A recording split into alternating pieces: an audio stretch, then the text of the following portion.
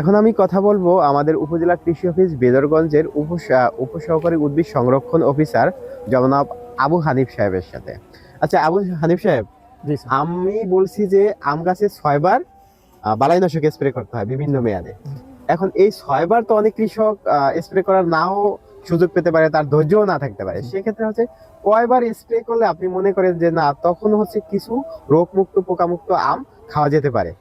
জি sir, এটা হলো যেমন মুকুল আসবে, মুকুল আসার পরে একটা ওষুধ স্প্রে করতে হবে একবার।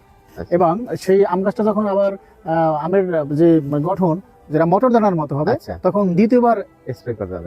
মানে স্প্রে করতে হবে। আচ্ছা। এরপরে তৃতীয়বারটা হলো আমের সাইজ যখন মার্বেলের আকার ধারণ করবে, তখন তৃতীয়বার স্প্রে করতে হবে। এই 3বার স্প্রে না করলে পরে কৃষক সুস্থ সবল বা রোগ পোকামুক্ত আম সে পাবে না। কমপক্ষে 3বার স্প্রে করতেই হবে। আচ্ছা আচ্ছা।